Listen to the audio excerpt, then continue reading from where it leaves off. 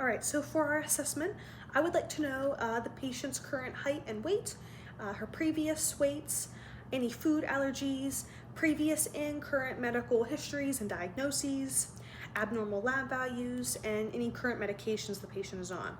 I'd also like to know when the patient's last meal was, how much does she consume, what her eating is normally like, how many snacks and meals per day, how her appetite's been, who usually buys and makes the meals, and how does food make the patient feel, just to get an overall well-rounded visual of how the patient is currently eating and how she views food.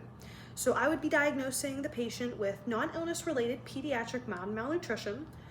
This is related to social, economic, behavioral, cultural, or religious practices that affect the ability to access food, and this is as evidenced by a BMI of 16.79, a lack of longo on body and face, a history of anorexia, a BMI for age Z-score of -1.47, and moderate clavicular wasting or mild muscle loss, and moderate temporal wasting or mild subcutaneous fat loss.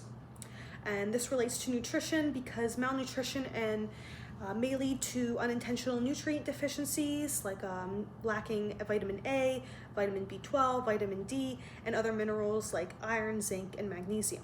And this can cause increased infections, sarcopenia, bone density issues.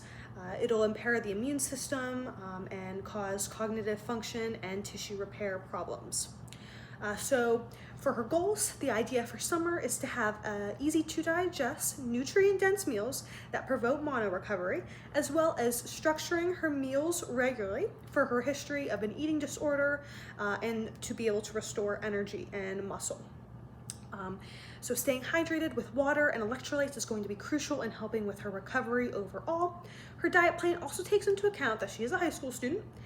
So breakfasts are meant to be quicker, lunches take into account that the patient will be in school, and dinners are meant to be simple yet effective, keeping in mind the patient is living with a single parent. I would like to also refer to a personal trainer who specifically specializes in eating disorders and over-exercising. And I'd also like to refer to a psychiatrist to help those restrictive eating disorder patterns and over-exercising patterns get worked through. So to monitor, I would like to do weekly check-ins with the patient.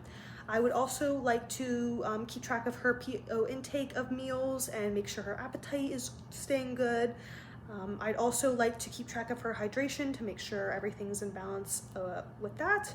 And I would also like to be in contact with the personal trainer and the psych to make sure our nutrition, our exercising, and our mental well-being is all being taken into account with this patient, and it's all working hand in hand. I would also like to keep mom heavily involved in this process and make sure she understands how this is all going to work and her role to play in Summer's healing and recovery. Thank you.